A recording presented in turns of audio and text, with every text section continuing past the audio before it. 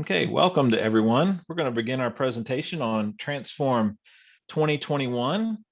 We've got 3 days of content that we're sharing. We did healthcare session yesterday. Today we will focus on construction, and tomorrow we will focus on technology.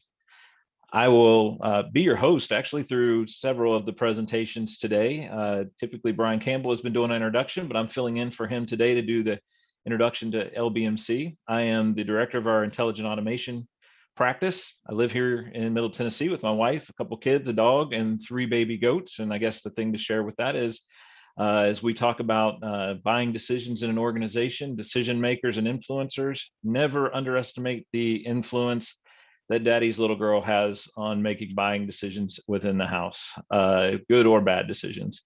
I've been in IT and technology for 25 years in various roles, including data center management, managing a project management office, being VP of IT for a large insurance carrier, as well as helping a local Inc. 500 tech company startup here in Nashville, Tennessee. Basically, I would summarize that experience to say I have sold it, I have bought it, I've implemented it, and I've had to live with it. So hopefully I can share some of that experience with you today. Our agenda today, we will have 4 sessions. I'll be doing the kind of introduction of who LBMC is. I will then transition and talk about some of the emerging technologies in constructions, some of the best practices for identifying, selecting, and implementing those solutions. Dave Roberts will join us today. He is our Senior Manager, CIO Advisor for LBMC Technologies, and we'll talk about some of the security threats that may be facing our organizations. And then we'll use those to kind of lay the foundation and then kind of wrap things up with a great panel discussion that I'll be facilitating with Stacy Schutler, who's the president of LBMC Technology Solutions, and Mark Tollison, who is a shareholder with LBMC, our audit group, to give kind of a financial perspective and he's got a great deal of construction experience as well. So share some of those insights to finish our panel discussion up. We will move very quickly over the next couple hours, but don't fret. Each session is being recorded. We will try to take breaks if possible, but feel free at any moment if you need to take a break. That's fine, knowing that you will receive this recording after the session and you can fill in anything while you might have been out. We will have a Q&A session, but at any time at various points. But feel free at any point to add questions to the Q&A panel that's on your screen during the sessions, and we'll address those questions at the end, or we may actually incorporate them into that panel discussion and get multiple perspectives. You should have received an e-card today for lunch from Thanks. If by chance you have not received that card, take note of the email here, send an email there, and our folks will make sure that gets taken care of. And I will also bring this up a couple of times throughout the presentation, but following the panel discussion, we have in your attendee portal that you're in, have an opportunity to where you can engage individually with either our sponsors or any of the presenters directly as well. We want to thank today's lunch sponsor, Sage Intacct. Sage Intacct is a great financial software platform, 100% cloud-based. In fact, it's the AICPA's first and only preferred financial management platform, helping you from everything from your core financials to things like budgeting and forecasting. So a great partner of ours. We also have a couple of other great sponsors that are making sure that this event is successful. QuickTag and Avid Exchange, both are great companies, great partners of ours that focus on AP automation, from the invoice intake all the way through the ease of payment process.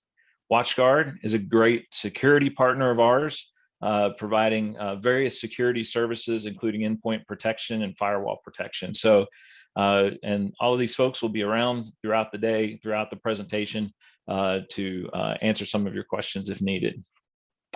LBMC Technology Solutions has been around for over 25 years. We're a full service IT firm that's a part of our parent company is a top 50 accounting firm. We are have a national presence. We have experience all the way from helping you select to helping you implement, helping you support, and then providing content and education to all of our clients on those processes to help you be successful in your own businesses. Kind of envision it like this. These are kind of three pillars. We have a set of great software partners. Typically, we have multiple solutions that we can bring to your needs as organizations, all the way from financial systems to CRM to intelligent automation type products. We also have a great network engineering, support, and security advisement team. So we can help you make sure that all of your systems continue to run.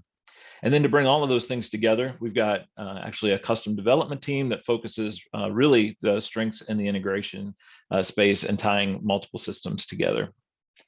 We'll take just a moment here to do a quick little pat on our backs. Actually, we don't take any of these awards for granted. We are well recognized across not only the industry, but with several top partners in the industry. In fact, one of the things that we really take a lot of pride in is not only do we try to do a good job, but we partner with vendors who are also recognized by independent analysts and whatnot to bring the best solutions to you. Important to note, though, LBMC Technologies in today's session will be primarily technology focused, but there's a lot of value in relationships. And we have, as a part of our LBMC family, in addition to technology consulting, we do have accounting and audit services. We actually have a staffing firm, can also outsource some HR processes. In fact, we had a session in yesterday's event where we talked about some of the value that can be brought to you in things, even with your healthcare benefits, real advantages from a comprehensive perspective to help your organization be as successful as you want it to be. We'd love to connect up with you. This is where we share a lot of great content from our website. Follow us on Twitter, Facebook, LinkedIn. We share content constantly and would encourage you to join with us in that conversation. So your next speaker is going to be me. I will continue that conversation. And we want to thank you again before I kind of get into some of that content for being participants today. And we look forward to sharing information and in some cases, beginning our conversation and dialogue with you. Before we do, I will come back to this at the end of the event, but just kind of reinforce it.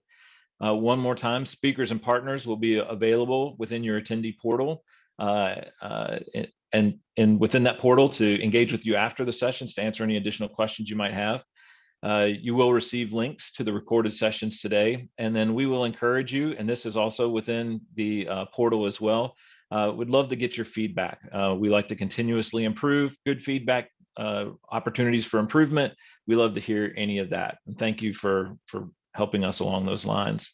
So I'll circle again around to these screens, but if you've got, there's an exhibitor station for feedback sessions. All of this should be right handy, right within the attendee portal as well. Big thing to note here though, and I will reinforce it at the end as well, is you'll have a calendar option for any of the exhibitors. Off to the right-hand side, you can schedule an appointment with them to schedule that conversation, but should be a great opportunity for some great dialogue. With that being said, I'm going to transition into the presentation I'd put together in helping you kind of identify current technologies. And when I say construction, I know that is a very broad concept. Everything from project management organizations to design to feet and hands on the ground doing development. We'll try to cover that from a broad perspective. What's impacting you day to day? What are good options, because you see any number of opportunities for new technology? What's best practices in selecting and implementing those? And then how do you engage and support longer term? So we'll cover all of that in the session today. And I kind of break it down this way as well. I'm going to share some emerging trends that are impacting your day-to-day. If you're like most people, you like to do some research on your own. And so we'll give you some sources for research, education, some best practices on selecting vendors and partners that you work with, some initial implementation best practices, and what are those things that you want to look for to make sure you're successful, not just in the moment, but in the long term. So as I mentioned already, if you think of construction, it's a wide variety, not only different types of construction, different kind of ancillary support services to that it's an industry that's booming right at the moment, especially here in Middle Tennessee. A lot of success, a lot of growth. How do you take that service to your customers? So it's what you do day to day, but then it's also kind of supporting systems. If you think about getting visibility into your financials, making sure that you're billing successfully, making sure that you're protecting your organization from a security perspective, all of those things that support your success in offering your services to your customer. So I wanted to break this down because it's such a wide kind of view of this. So I want to kind of box it in a couple different areas. One is which is content management, managing things from invoices to contractor certifications to your design documents to building permits to plumbing licenses, development applications, zoning approvals, just any number of things that you interact with each day. How successfully are you managing that? Are you ensuring that you have the right visibility around that to make sure that you can collaborate and exchange ideas and information around those things that you're storing? Is that in a network share today? Is that on somebody's own personal computer that nobody else has visibility to? Often that's the case. And so we want to talk about some trends and some things on helping you manage those types of things. But then outside of those kind of core everyday pieces, think about running your business. So that's how can I handle the billing requirements that are in the construction industry and a lot of all the variations that exist there? How do I manage my projects or my vendors that I deal with? How do I know what my contracts with those vendors look like, when they expire, what my obligations are? How do I bring in good people? How do I make sure that they're trained? How do I make sure that they're most effective? How do they make sure that they understand not only the fundamentals from a security and kind of foundational thing with my organization, but how do I also convey to them the right culture and make sure that we stay in compliance? Some interesting things that you see every day is new things, cool things, very cool things like drones, smart applications. On sites, construction sites today, there's things that robots that run that feed information constantly back to your organization. Now that you can more effectively handle different locations, geo applications, things like that. Even virtual reality is in the midst of everything that you're doing today. But with all that content that's flowing around, again, taking it back to this fundamental idea of how are we managing it and what's important, how can I get access to the things that I need to see? If I take that from a business lens and then kind of pivot and kind of look at it from a technology lens, these are the terms that you hear. It's big data. Data comes in from everywhere, all the time, real time now, stored in the cloud. But once that information is now collected, you got some things that you need to consider around that. For example, now that we've got all this information in trending, you can now apply AI or artificial intelligence, do some predictive capabilities, become much more forward-looking than just what has happened in the past. Those types of things are available, and I'm going to give some visuals to all of this in just a moment as well. It's also intelligent automation. How can we take that information and put it up against what we may be doing manual, redundant, just repetitive type of things, and how do we get people doing more value-added activities? As this information comes together, that information is often stored in disparate systems. So selecting, reviewing, purchasing systems that integrate well with others is become critical. And being able to navigate those conversations and not get lost in some of the techno jargon is where we often help people. All of this layers on security, and we'll have two sessions. We'll address this multiple times today, actually, around the importance of security. Now that you have this information, oftentimes PHI type of information that should be protected. How are we doing the things that are important to make sure that we are adhering to all of the policies and really treating our customers with that amount of respect and how we're handling all this information? So I want to give a couple of visuals. Now I'll say before I go through this, a couple of notes. Quite intentionally, the session today, and especially this first kind of foundational session that I'm doing, we're not doing a deep dive demo into any one particular system. But I do want to give you visuals because I think it helps on understanding what could be important, or what does some of this terminology look like from a visual perspective. Understand that any of the screenshots that I'm going to show in the next few slides are all systems that LBMC supports and that can help you, are all industry recognized solutions that can provide value to your organization in one way or another. And so, the first thought that I had was getting visibility into managing information and data, and how well my organization is doing. So systems now today provide these drill down dashboard type capabilities that highlights those things that are most important to your organization, and then allows you to drill down and even start to look forward into what does this information mean for me in the weeks, months, years ahead, and start to do some planning forward looking. You can also do things and take this data and put it into trend line type of activities, and really see what does this look like historically, where am I at now, and where does it look like I'm going, and then again drill down into that information. Once you have the data, things like Power BI, really viewing that data, these systems have a couple of trends that have happened with these systems over the last few years. One, what you're seeing today has become much more affordable and easily deployable, and very flexible. In other words, it doesn't matter if you want to show it from a geographic perspective, from a trend line, basically any way that you need to reflect that data that is relevant to your business. Tools today can be used to help you get that insight. But back to this idea of, because you've been able to do reports for years and get reports periodically on things. What's really fascinating now is how dynamic and how these technology engines allow you to do some predictive analysis, allow AI to guide you to some of the information that you really need. Even, from a broader standpoint, ask just a general question about your data, and it can search through that data, bring back those results for you, so you can kind of see what's important to your organization. If I talk about a couple of things from an intelligent automation perspective, and then I also want to touch on some terminologies that you may hear around low-code application development and why that's important. Finance AP is always a great example on intelligent automation and efficiencies within your organization, so you can maximize what folks are doing, and back to that concept of making sure that where your good people are investing their time on, you want to make sure that's on the most high value tasks available. So automate some things that are manual, redundant, repetitive.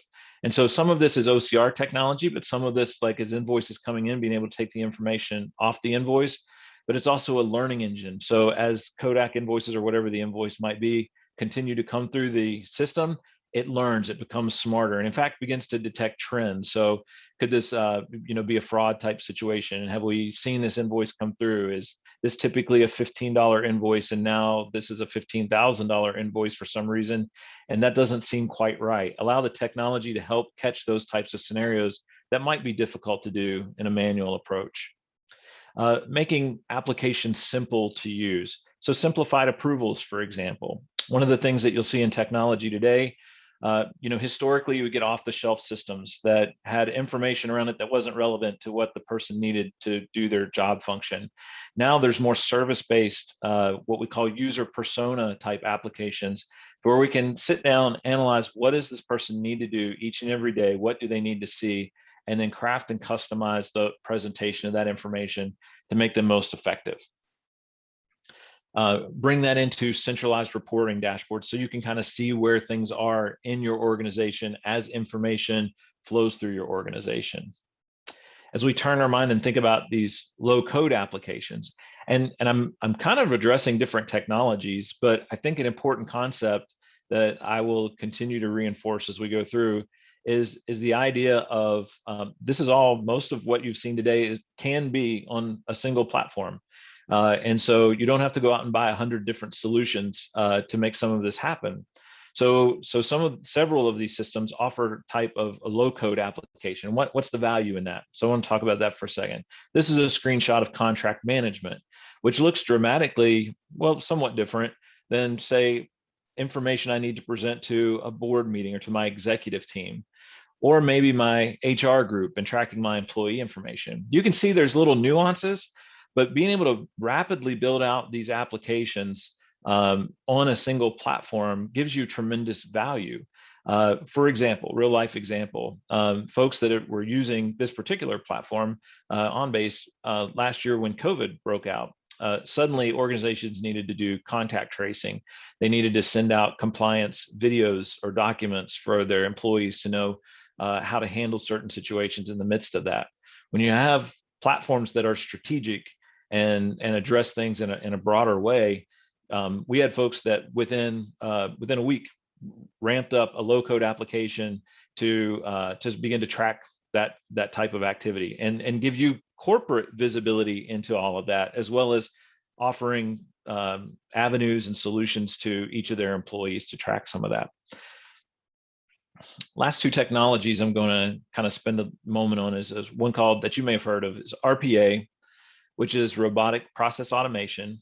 And quite honestly, this is one of the most rapid kind of trending applications that we're seeing. Basically, picture this as if a human is doing this work, an RPA bot, as they're called, can do that same work, except they're available 24/7, can work constantly, can be much more predictable and consistent in how they go about it.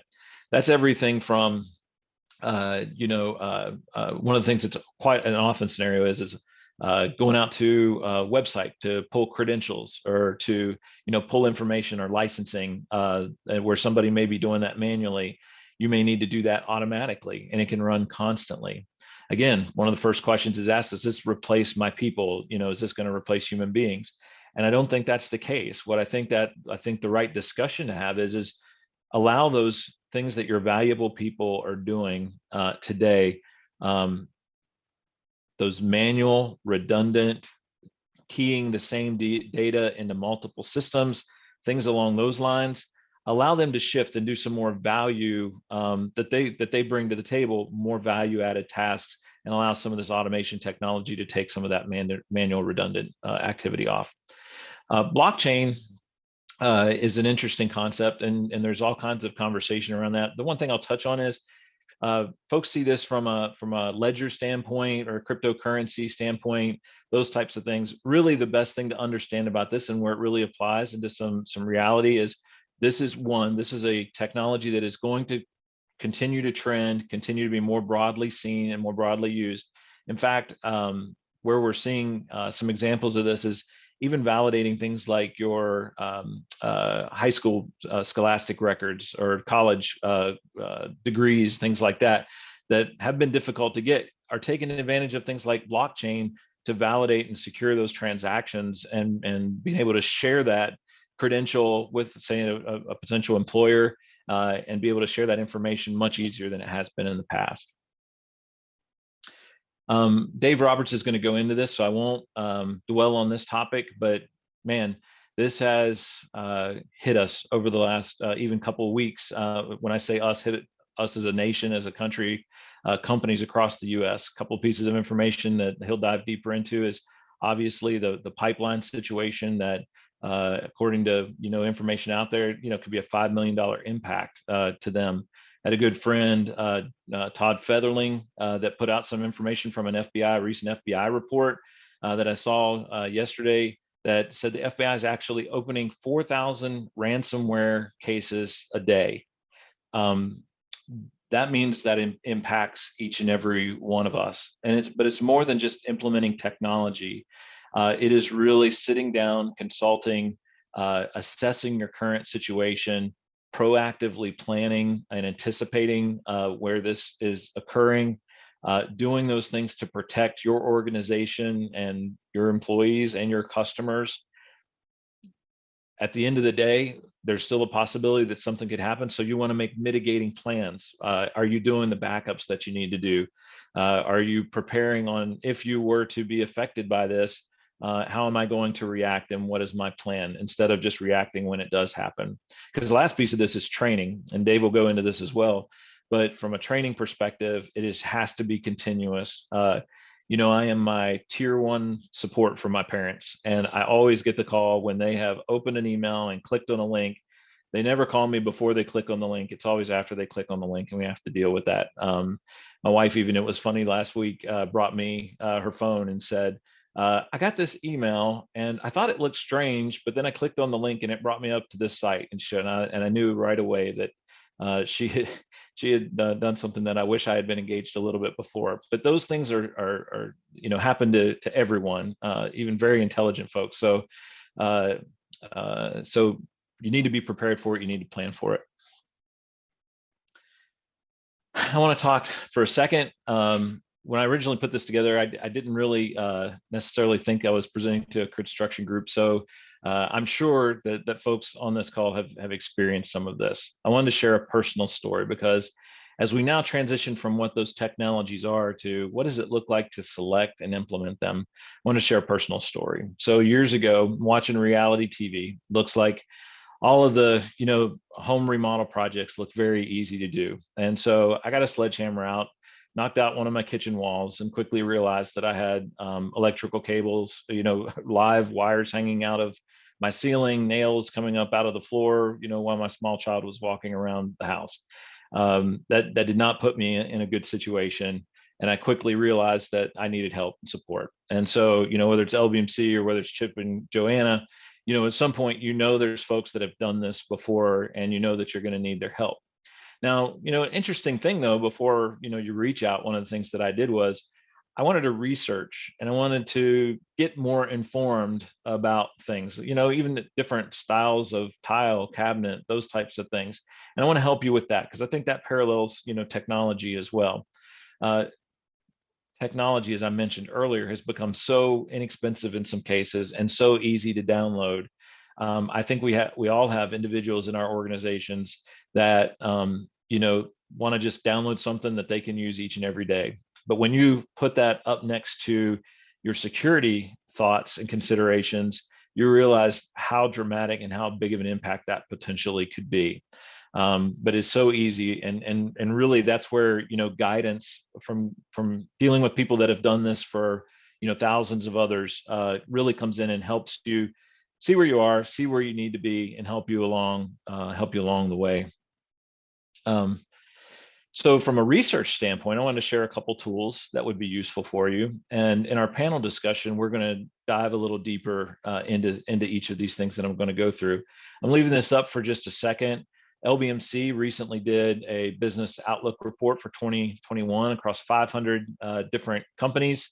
About 50 of those are specifically related to construction, and I'll share some information from that.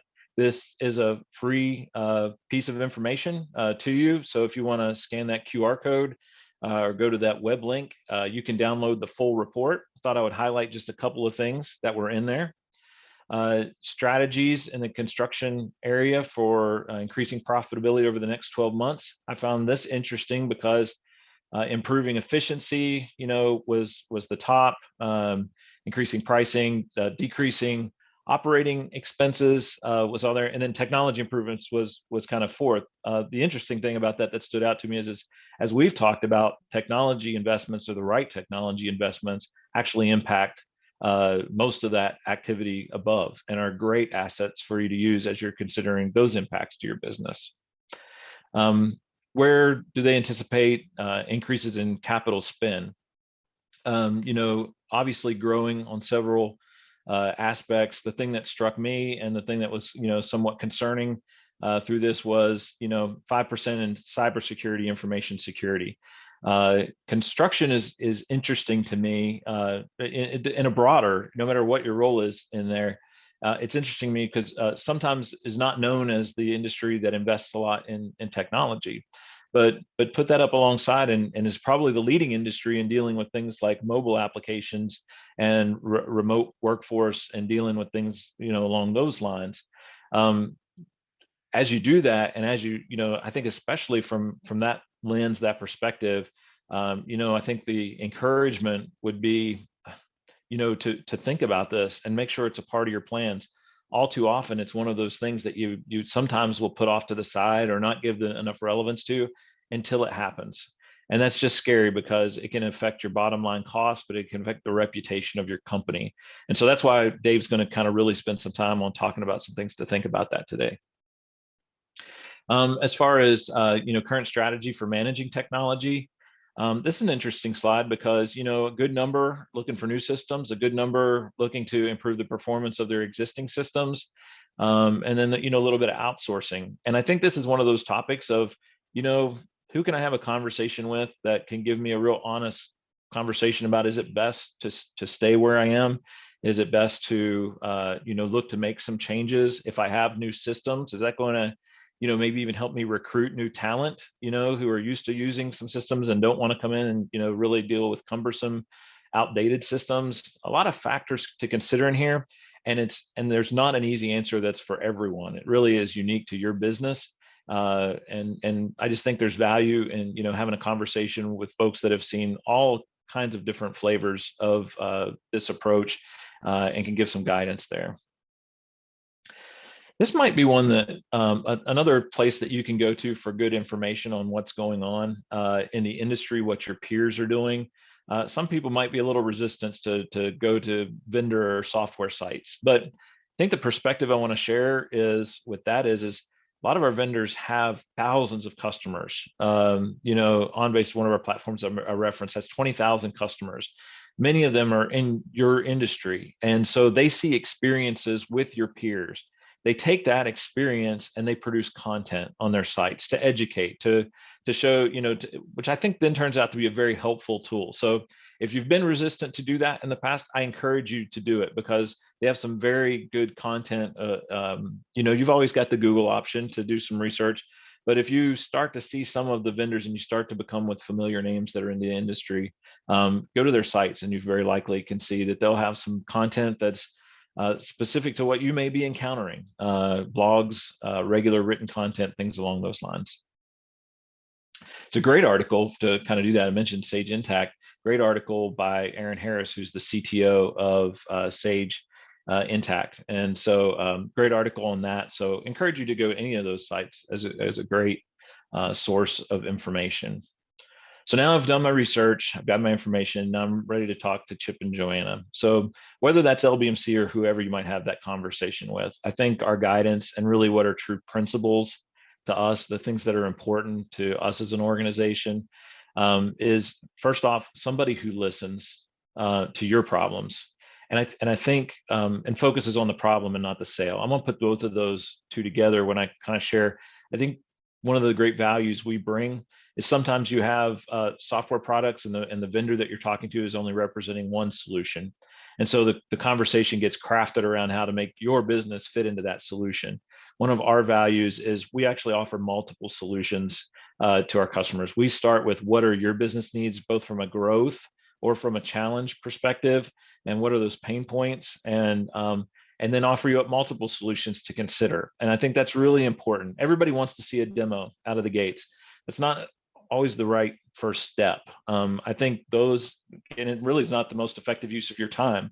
I think having a dialogue and making sure that the partner that you talk to has a good conversation and really understands where you are going as an organization. Then they can take that experience that they have in not only your industry, but in those software solutions that are available, and offer creative solutions, to you and give you options, which all go to the bottom line and save you money.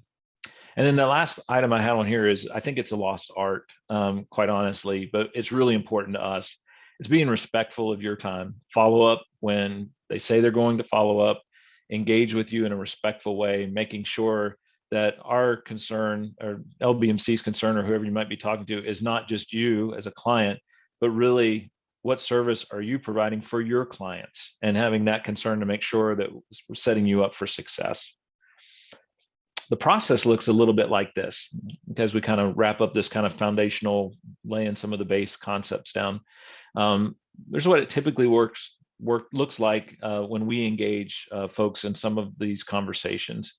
It will generally start with a needs assessment, we understand your goals, your needs, your ambitions, presenting multiple solutions that I already talked about, and then not just thinking about the moment. Unfortunately, we live in a society that everything has to be immediate now, yesterday. And there's some truth to that. And you have to be agile and you have to be adaptive. But decisions you make today, you need to make sure that they align well with the long term. Where do you want to be in 5 years or 10 years or even 20 years as an organization? And make sure that all those things not only can be deployed quickly in an agile way, but support and align with where you're going longer term. And so we do what we call a technology solution roadmap to help with that, identifying what you need immediately, but what you might also need as an organization in a longer term. And then it goes from implementation support. We believe in an agile hybrid approach where you have some good controls, but you can deploy and develop solutions very rapidly and working in a very engaged way with the various business stakeholders as you go through that implementation.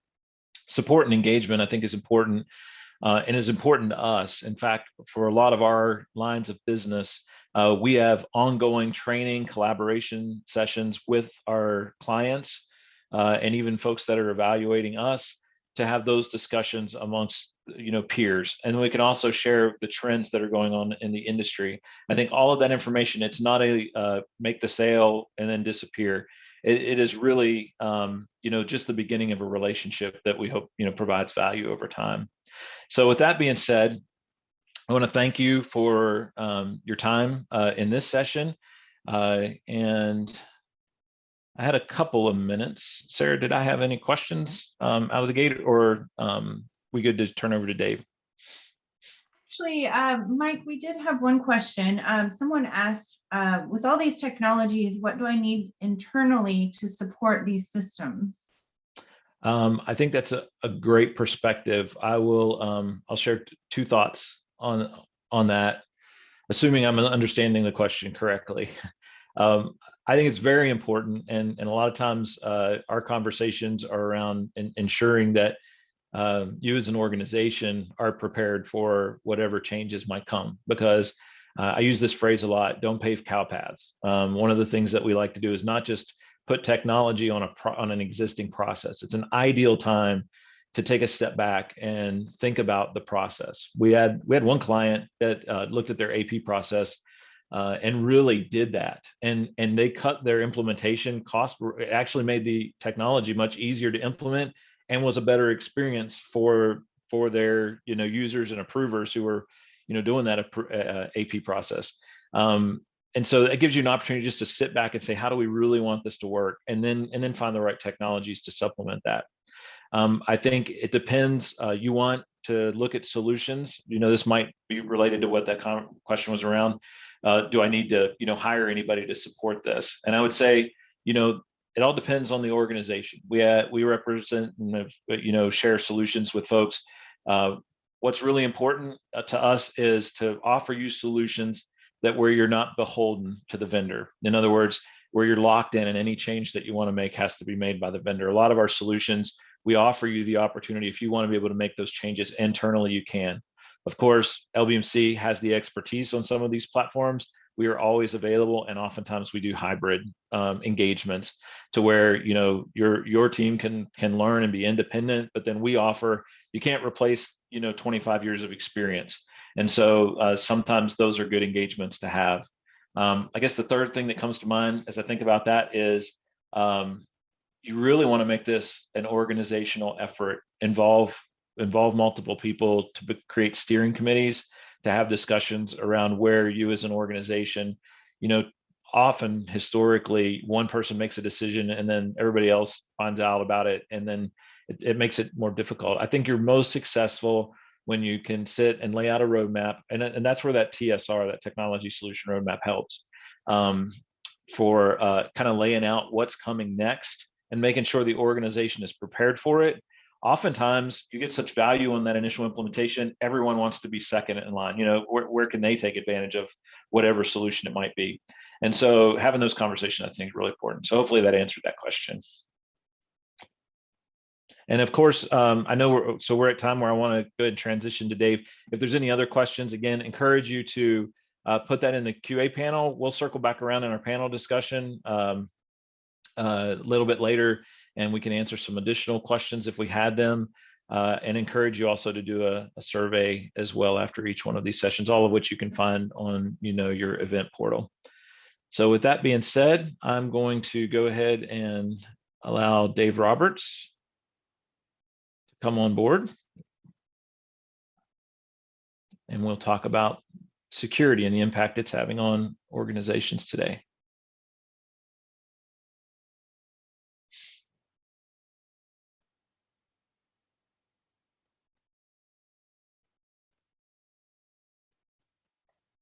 Okay, Dave, we're able to see your screen. All right, just a moment of transition. Good. Thank you, Mike, and good morning or good afternoon, and thank you for attending this session, Critical Care, Leveraging Technology to Protect Against Security Threats. I'm Dave Roberts, Senior Manager and CIO Advisor for LBMC Technology Solutions. A little bit more about me. I lead a team of virtual CIOs, and we service our managed services clients across a number of sectors. My roster currently includes healthcare, construction, financial services, manufacturing, energy, faith-based organizations, and others. When not doing this, I spend as much time as possible with my family, St. Louis Cardinals baseball, my record collection, and in the kitchen cooking. I'm a Florida native who's lived in Nashville for the past 23 years. My wife and I are empty nesters of 2 adult children and 3 grandchildren. As has been said by others, not by me originally, if we'd have known grandchildren were as good as they are, we'd have had them first. With all that, let's jump in and talk about technology and security threat management. So as we begin, let's take a look at some recent stats regarding breach and threats. We'll look at some stats compiled by Varonis that I think are very good to review. First, is the average cost of a data breach $3.86 million as of 2020. The average time to identify a breach in 2020 was 207 days, which I find to be very alarming. To think that that the bad guys are in your system for that amount of time before detection is pretty amazing. The average life cycle of a breach was 280 days from identification to containment. Again, quite a long period of time to deal with that. Personal data was involved in 58% of breaches. Security breaches have increased 11% since 2018 and 67% since 2014. 64% of Americans have never checked to see if they were affected by a data breach. And finally, 56% of Americans don't know what steps to take in the event of a data breach.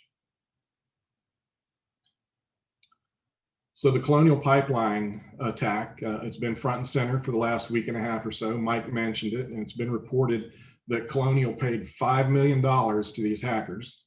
But even with that, Colonial experienced a great deal of latency with the decryption process and still had to leverage their backups for recovery. The incident was obviously not isolated just to Colonial as an unfortunate event. Many of us are experiencing higher gas prices as a result of that breach. I read a quote from one Justice Department official over the weekend that I thought was pretty interesting.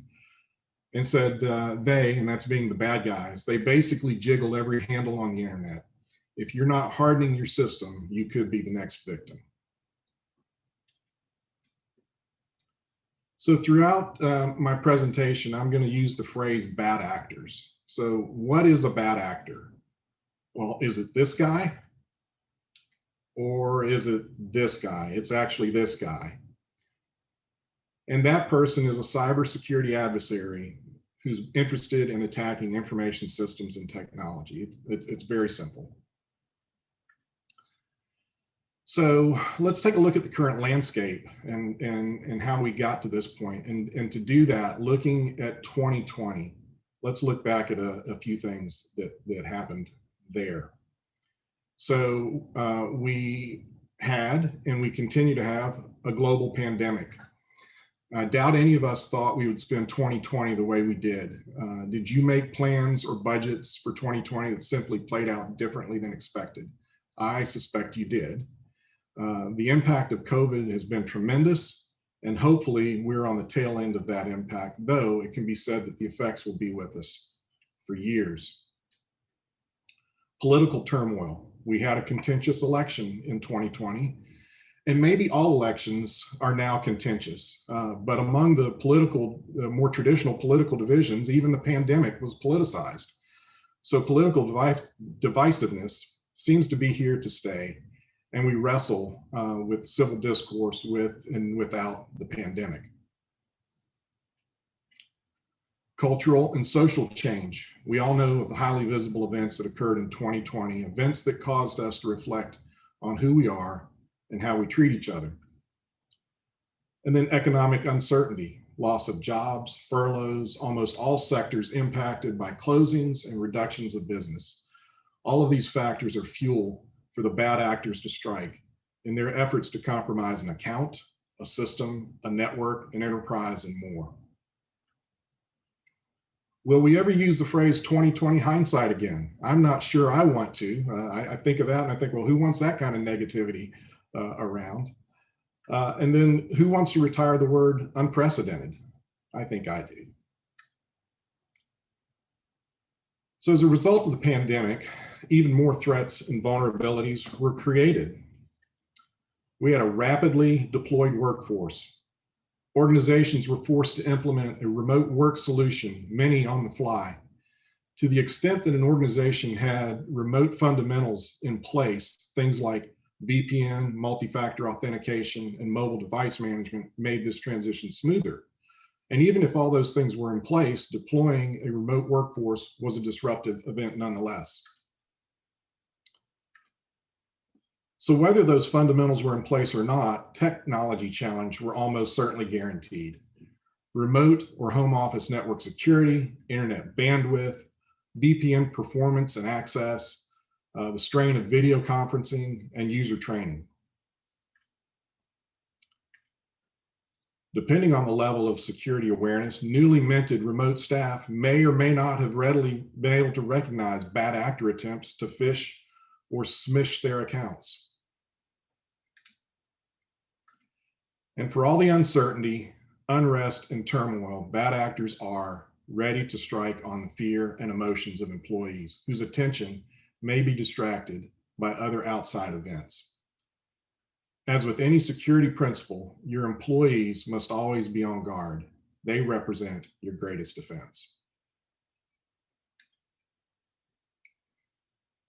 There's an old saying, if it ain't broke, don't fix it.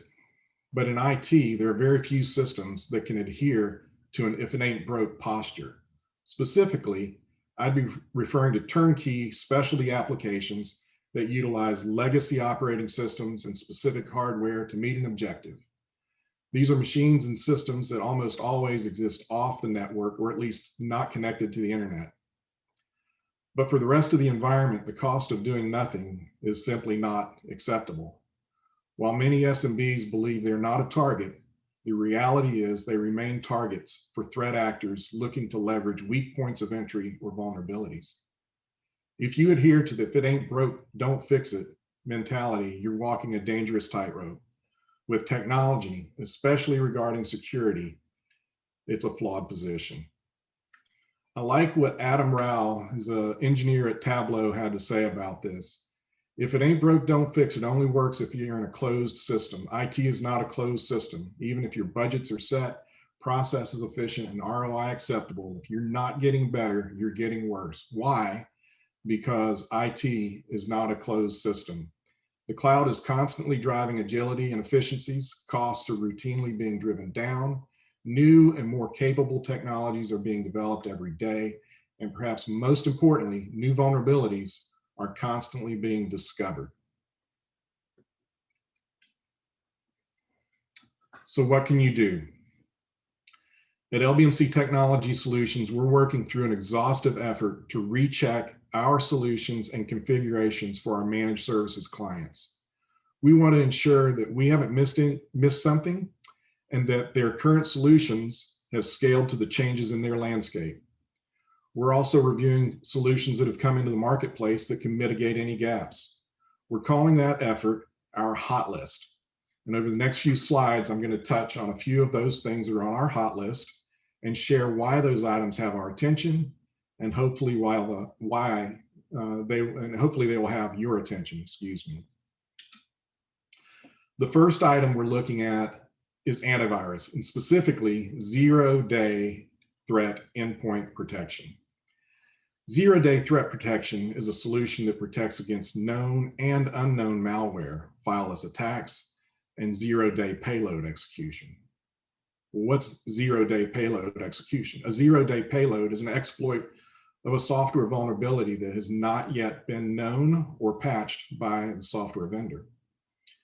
So when you think about traditional antivirus solutions, we're moving away from solutions that are managed by regularly updated signature or definition files. These are the files that are updated by an antivirus software vendor, usually on a monthly basis, to combat newly found viruses or exploits. While that has been a method to manage antivirus or virus threats in the past, you're seemingly always at risk for the newest exploit. Using signature and definition file-based solutions means that someone, and thousands of others most likely, will have to be infected before the software developer can update their signature and definition files to flag for the new virus. It's a never-ending cycle, and a solution that will be dependent on proper configurations to have newly updated definitions automatically patched when released, something that does not always just happen.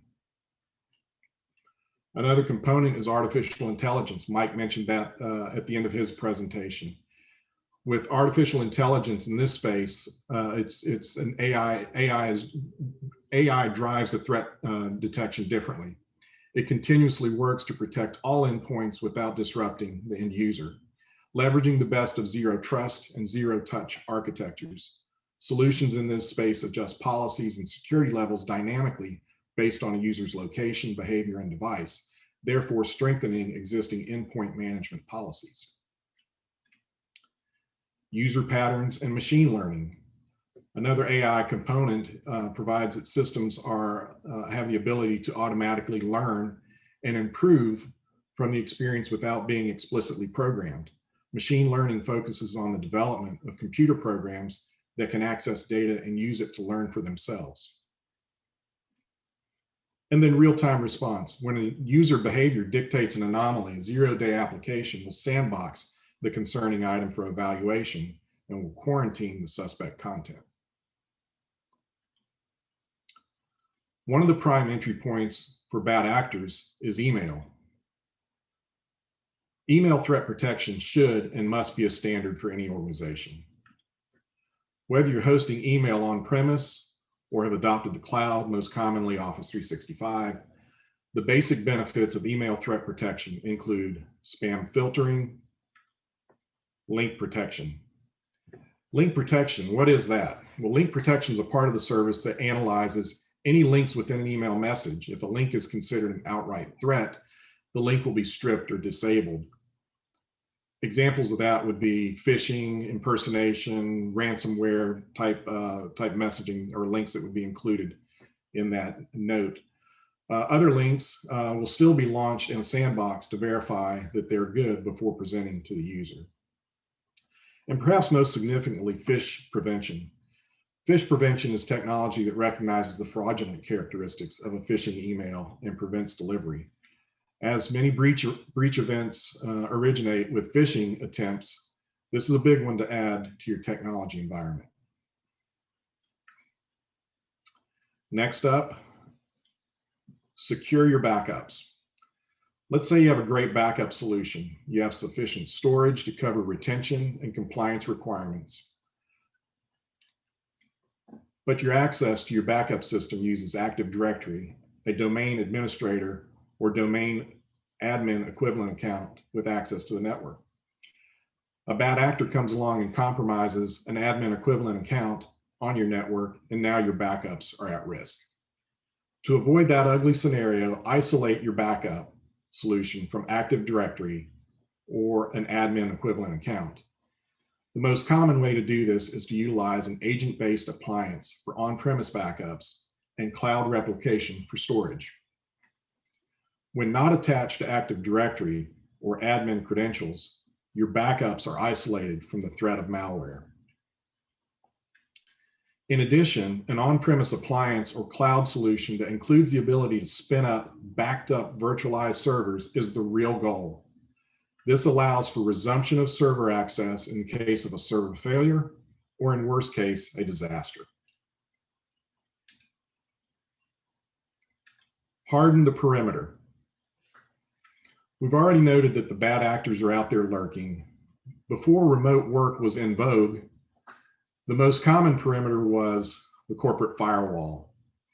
When we talk about hardening the perimeter, we still need to talk about the firewall. Specifically, we recommend a managed firewall solution. In a managed firewall solution, you get unified threat protection in the form of port monitoring, intrusion detection systems, and intrusion prevention systems, website filtering, and security updates. But there's a new player in the perimeter space, and that is identity, specifically your username and password. Many will contend, and I agree, that identity is now the new perimeter. User mobility and remote access have extended what was once controlled solely within the corporate firewall to anywhere you can get access to the internet.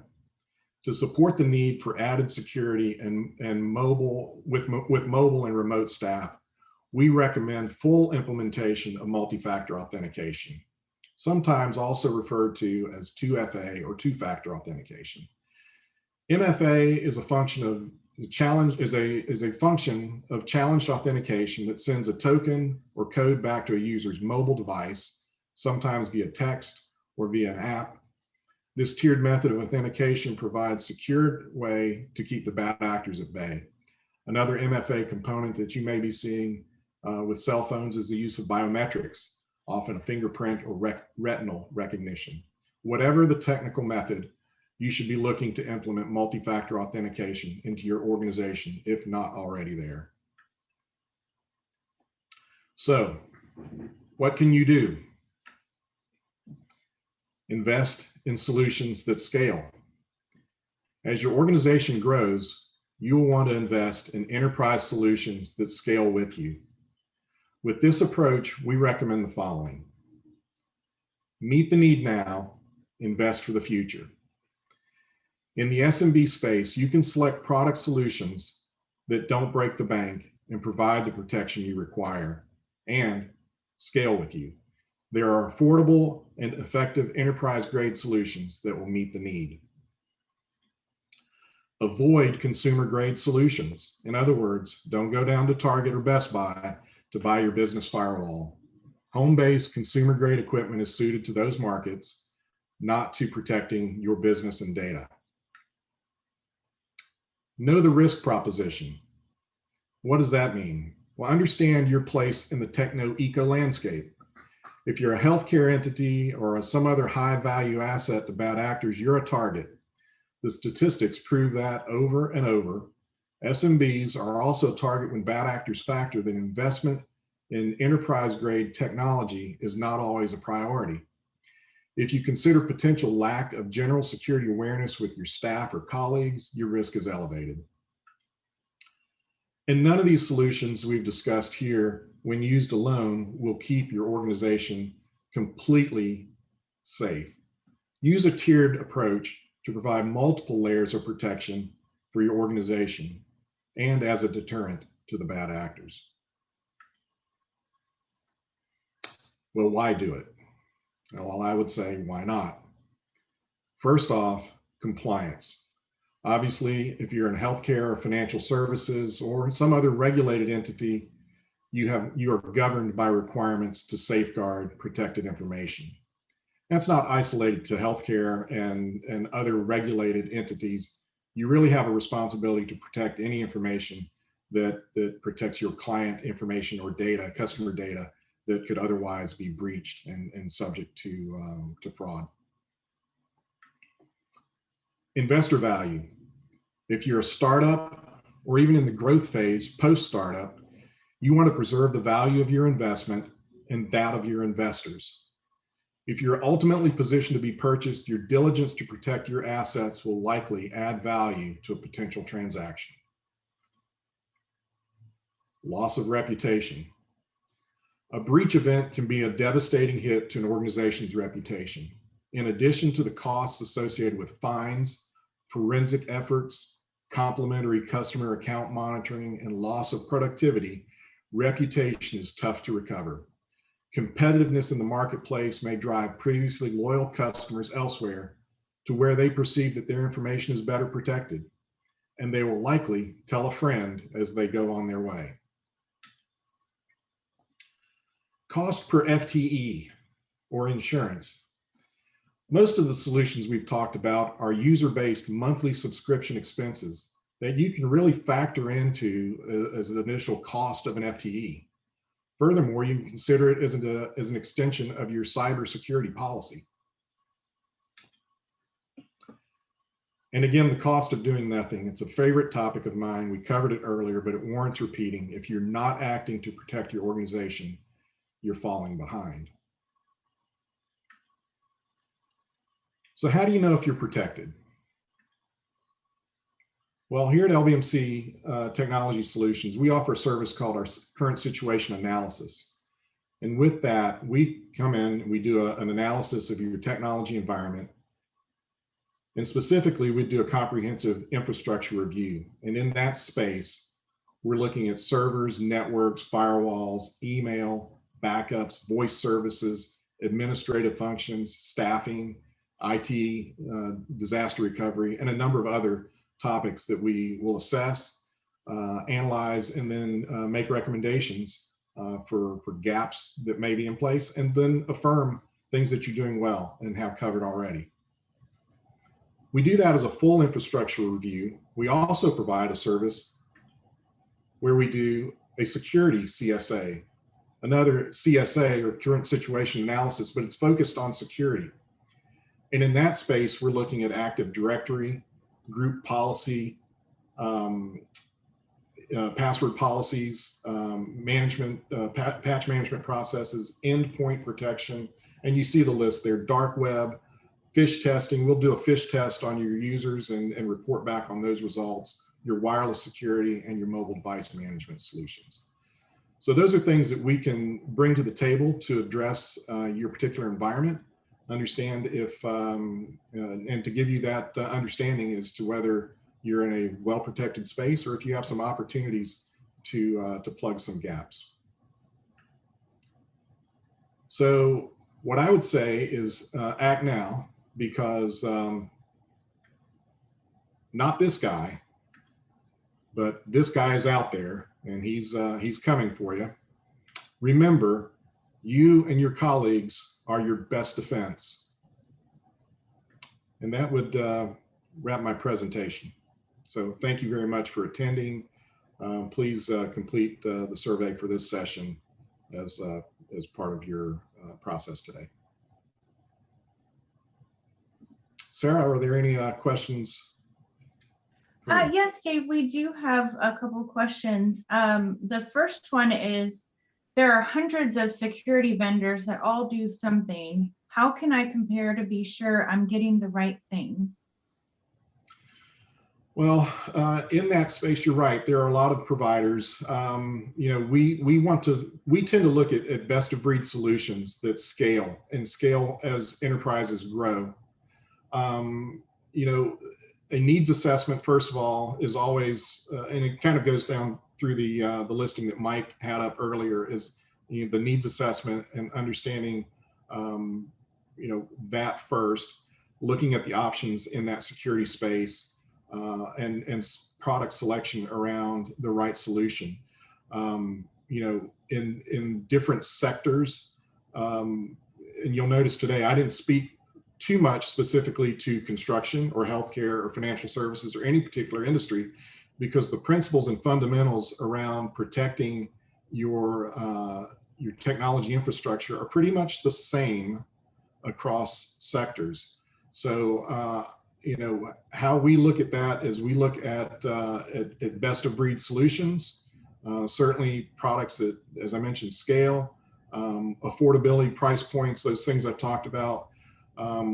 You know, in this landscape today, I've made a couple of points along the way that, you know, when a lot of our customers are in that SMB space, some are just not thinking of the enterprise approach yet.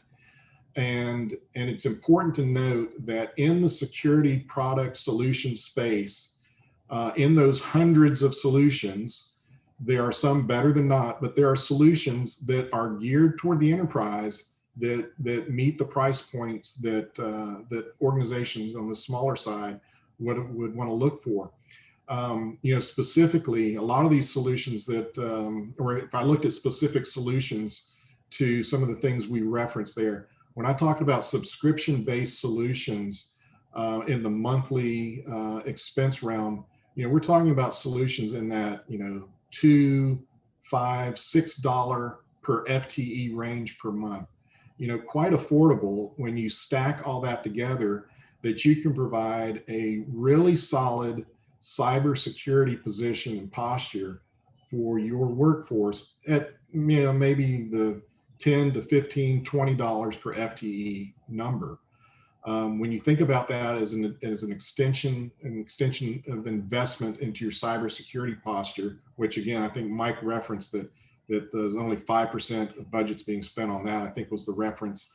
You certainly have some opportunity to augment that a bit to better align your organization to a solid security posture. But lots of products in that space. We would be glad to help assess options for you and look at a right solution that meets the need. Great, thanks, Dave. That was some great advice. And you actually answered the next question about cost. So I don't see any other questions. We can go ahead and turn it back over to Mike. Thank you so much, Dave. Thank you.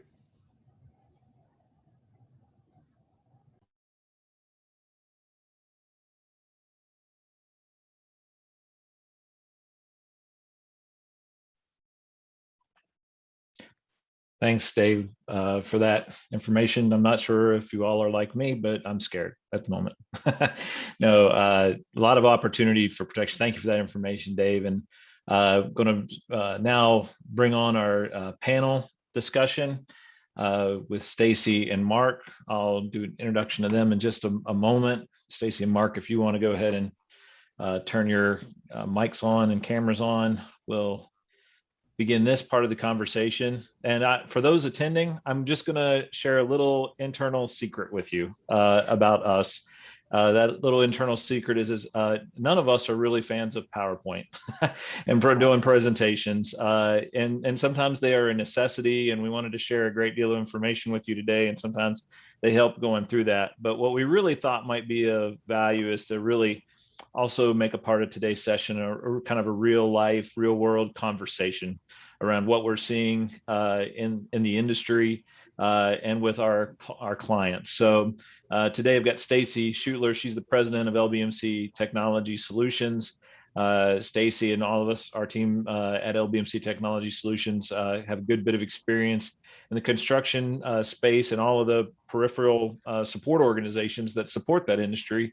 And so we'll be looking for her to highlight some of her experience there. And also we've got Mark Tollison from our audit firm. He's shareholder with LBMC's audit firm. Specifically, he has a significant amount of construction industry and real estate experience. And so we thought it would be good because some of the topics that we may cover certainly impact that side of the house as well. And so thank you, Stacy. Thank you, Mark, for joining me on this panel. And I will also, if you by now, you know, I am not afraid to talk. So I will also contribute as both facilitator and contributor to some of this discussion as well. And again, before we begin, just a reminder, this is a perfect time. We do have some questions that we thought might be relevant to this group. but if you have a question that has been on your mind around technology or around things happening in your organization or with your peers, now's the perfect time to take an opportunity and drop those questions in on the side panel. And we can address those as they come in. Sarah, if any of those come in that we need to hit, I'll just ask you to interrupt me and we can hit that. So with that being said, Stacy, I'm going to start with you on a question kind of dovetailing to some of this security talk. I mean, last year, you can't go through an event without talking about COVID and the impact that it had on business operations and our organizations, folks going remote, things along those lines. What have you seen in general around the impact of that dynamic changing over the last 14, 16 months with organizations? Sure. Thanks, Mike. And I just want to take this opportunity to personally thank everyone for attending today's session. And hopefully you'll find great value in the presentations earlier and then some of this conversation. And as Mike mentioned, we're always available for a conversation. And that's really our goal. But to address your question, Mike, specifically for our clients in the construction industry, whether that's been general contractors, specialty contractors, architectural project management firms. I think while we've all experienced some commonalities, there's also been some uniqueness to how these different organizations have been impacted by COVID. Commercial real estate, has a longer life cycle sometimes on those projects and that sort of thing, due to compliance issues and things like that. A lot of those jobs were stopped. Residential contractors, on the other hand, while if they might have had an outbreak of COVID on job site and they had to slow that job site down, most of them are really struggling to keep up with demand. As we all know here, a lot of people, because of COVID, are flocking to the Southeast and that sort of thing. So there's a shortage of talent, there's a shortage of materials. So that's created its own challenges, again, out of opportunity. And then no doubt people working remotely. I'm not talking about the project managers, the supervisors, those folks on a construction site, but all that back office support that is so critical in terms of running the day-to-day business. So whether that's the finance teams, maybe the business development teams, the executive management teams, we had quite a few customers that were really taken by surprise. And as you mentioned early on in the session today, our network engineers spent a lot of time those first few weeks getting clients to where they had the ability to, remotely access their financial systems or their mission critical applications or, their CAD systems, that type of thing. Good. I think, it's pretty interesting too, as I think about it. What struck me, I kind of alluded to it in the first presentation, but where historically folks have looked at solution and decisions have been in kind of isolated, pillars, independently made, that type of stuff. What strikes me about some of these conversations, not just on the security side, with the importance and growing importance of making sure your organizations are protected, but also with the new visibility that some of the financial systems that we're talking about, that give you and kind of, it kind of changes even the role of the CFO a little bit to become more forward-looking than just reporting information at the end of the month. It seems like both IT and from the CFO, they've become much more strategic voices in these companies. Are you seeing that transition, or what is that dynamic now looking like at the executive level within businesses? Yeah, and then Mark, I'll address that, and then Mark might have something to add too on the CFO side. So I think it's really interesting if you kind of take a look at the pendulum way back, and I'm not going to share how long I've been in this industry. I started out at IBM, but we were only talking to IT directors, right? And then at the time, it seemed like the CFO, the IT director rolled up to the CFO. And then I think technology became such a fundamental piece of all of our businesses.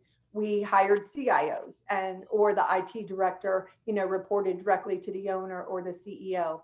I think we're seeing that pendulum shift a little bit more in some cases, and definitely in some of the smaller organizations. But to your point, technology is changing so quickly. And I know for those of you on my team, you've heard me say this a lot. I'm like definitely on my soapbox about where I see the real change is, for those owners, those presidents, those C-suite folks on today's call, I think the lessons learned here and what we're seeing as a trend is that technology is so fundamentally critical to the success of our businesses today, that as business leaders, we have to be involved. So we have to be in those conversations when we're talking about IT.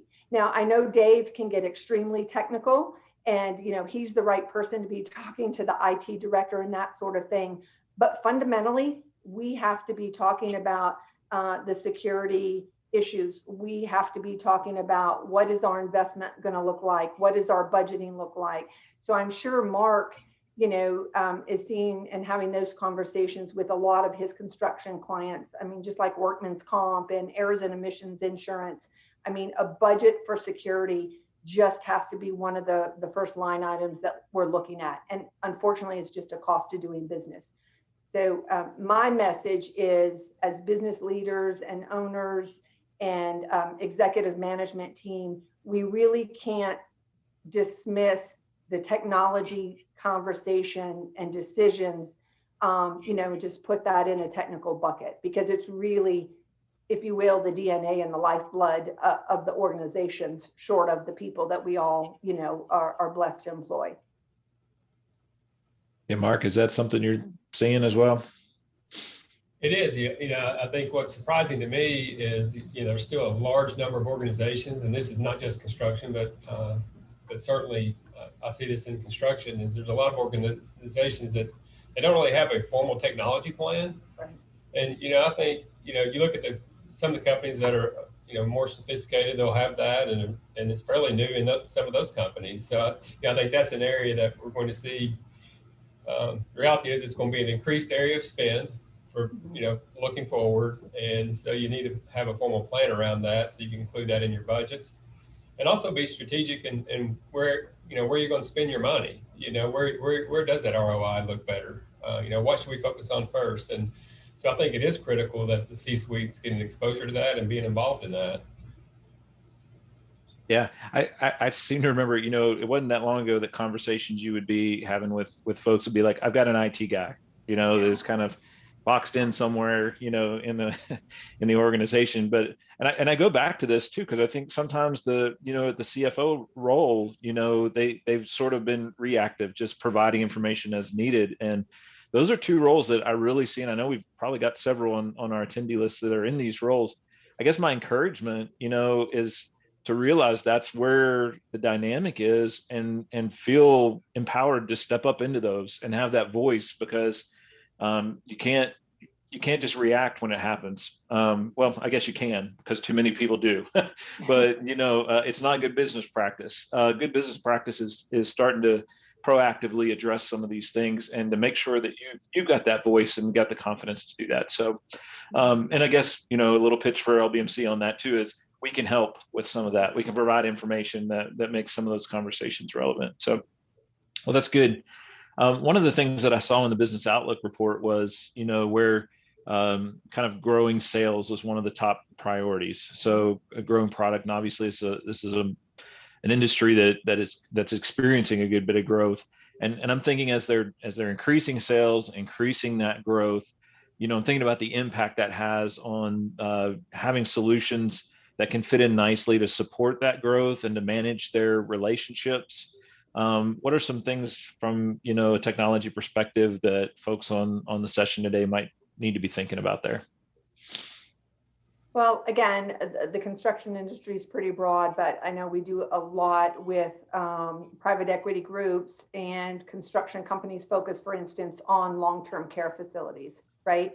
And so you have a lot of constituents that are involved in those projects. And even though it might ultimately be a construction project per se, there are a lot of teams that collaborate, on those projects. So again, just having that fundamental, as Mark said, IT strategy, and then knowing how you're going to fund it and what those priorities are. I think, again, we try very hard in our industry not to use acronyms, you know, and I really try to, when having a conversation with someone, net it out to the goals of their organization. But I think sometimes, you know, we're all a little scared when we start talking about technology if we're not real familiar with it. So, you know, technology just happens to be the tool in our tool belt that we use to help our, you know, construction clients run more efficiently. So again, I think it all starts with having really good conversations around the goals of the organization, maybe current challenges of the organization. But Mike, I think you mentioned earlier, just integrated systems, whether that, you know, is easily being able to share your CAD documents, you know, across the project management team and perhaps the outsourced structural engineering team and that sort of thing. You know, so those just fundamental solutions make doing business easier. And then specifically on the CFO and the financial side, we have a client, third generation construction, well, specialty contractor, actually fire and safety in Alabama, and third generation female CEO with young kids. And, you know, she said she'd spend with her finance team about 16 hours every month doing their AIA billing, you know, and because they were using Excel to do it. So they were taking things out of the financial system, putting it into Excel. And we hear that story over and over again. So being able to deploy a financial solution that was really supporting the growth of that organization and removing the necessity of rekeying and really redoing a lot of work in Excel literally saved her and her team 16 hours a week. That matters. That's efficiency gain. That's life change, because for her, it meant she wasn't getting home at work from work, you know, at 10 o'clock at night. So just, you know, those fundamental things, we can use some technology solutions to make the business run better, run more efficiently, drop more to the bottom line, or, you know, improve customer experience or employee experience. You know, what's interesting as you said that, it kind of, you know, how some of these things tie in together now. You know, some of those things that you mentioned from a process efficiency standpoint, like where people are doing work in spreadsheets and stuff, goes back to security to some degree too, where historically, you know, storing those things in spreadsheets, how many organizations were then, you know, on a Gmail account, sending that information around and, you know, doing things along those lines, which just, you know, put your company at risk. And I think we've probably said that for decades, but there's no doubt in the last, you know, recent times, it's clear when we say it puts your business at risk, it puts your business at risk, you know, from a cost, but a reputation standpoint. And sometimes it's difficult to recover from that. So that's good. So on the sales side, that's good perspective. Mark, I'm going to flip the equation over on you just a little bit. And, you know, the other piece of that is, you know, reducing costs. And, you know, one of the things that's very clear is whether it's the, you know, cost of copper or construction materials is, you know, it's become very important, not just to increase sales, but to manage the cost side of that. Are there some trends or things that, you know, you're seeing folks do, or good guidance, you know, as they consider, you know, where they can help on that side of the equation? Thanks, Mike. So yeah, I've worked in the industry for more than 25 years now, and I don't recall a time where the volatility and the price of materials was as severe as it is today, and also the shortages of materials. I can remember thinking back a few times where there were specific materials that had a price bump, but, you know, it seems to really be across the board. And I was visiting with a client the other day, and he was just shoved me a piece of paper across his desk that he was opening his mail as we were chatting. And, you know, his supplier was telling me there's another 15% increase the 1st of June. And he says every day he's getting those. So, you know, those prices are real. And you know, I think in terms of how do you manage that, you know, to me, it's, you know, the first line of defense is the contract terms. And if you look at the typical AIA owner contract, it doesn't contain any price escalation clauses. So, you know, I would be working with my attorneys to work in some language, you know, some price escalation clauses. And I think it's, when you do that, you need to be specific on what you include in there. It's, it's what materials are going to be are covered by the escalation clause. How are we going to measure that? Is it going to be tied to an index, or is it going to be based on a specific material price from a specific vendor, or some other matter? But as long as there's agreement between the owners and the contractors, then I think that can prevent issues down the road.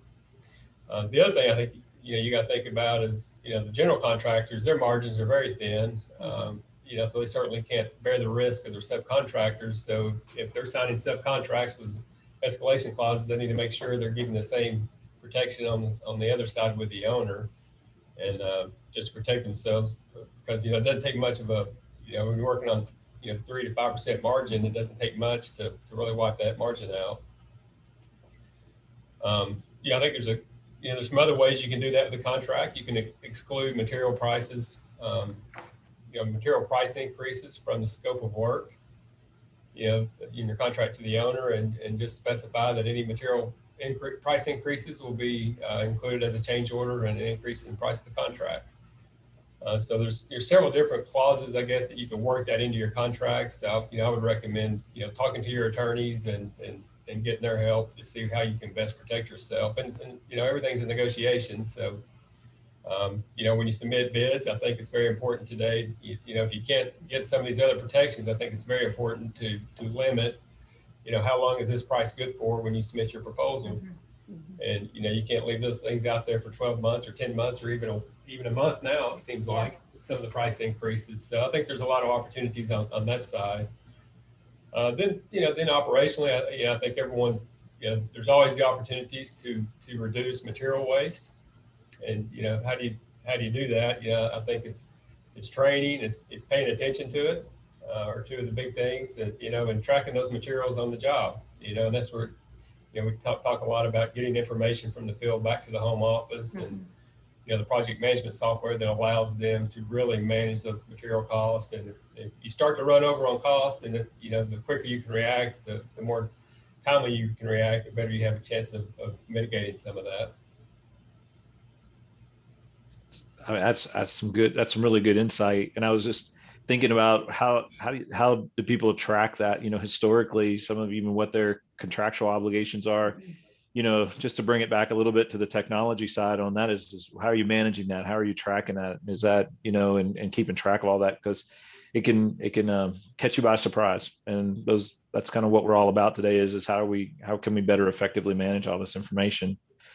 I know that you also, in some of our discussions, that there was some good activity in kind of the mergers and M&A, space, and some of that growth and adding facilities and things along those lines. Are there, any considerations that you want to share when somebody adds a new location or a new facility for their organization? Yeah, I think there's a number of things to consider. You look at the old surety screens and things that make your surety agents get a little nervous. One of the things there is, we've always worked in the Middle Tennessee area. We've got a big contract came to us, and in South Mississippi. So, it looks like a great job for us. And, that the surety agents always got a little nervous about that, and with good cause, because they know that what happens oftentimes when you leave town for the first time, you get your nose broke and you come limping back home oftentimes. So I think, part of that is really, but a lot of people were very successful at expanding through adding additional locations. So I think what you want to, a couple of things to think about on the accounting side, really is, do we have the internal controls in place that we can remotely manage that risk? And I think that starts with, a formal risk assessment of, what are the risks as we go into this new market? We're working with new owners. What are we doing on the project selection side? How are we going to vet these new owners? We've been working in Middle Tennessee or East Tennessee for a number of years. We know all the owners, or we know somebody that knows the owner, and but now we're in a different location and we don't really know the people we're working with. So what is that, pre-contract qualification? You're dealing with subcontractors. What's our subcontractor pre-qualification process, and do we need to strengthen that as we're working with people we're not as familiar with? And then just the share of information, and how are we going to we're going to centralize the accounting at the home office, or what's going to be done at the remote office. How are we going to train our people there, and what controls need to be put in place. Those are the areas I would focus on, in addition to, of course, hiring the right people, and being able to provide the right management team is always the most critical piece of that. Yeah.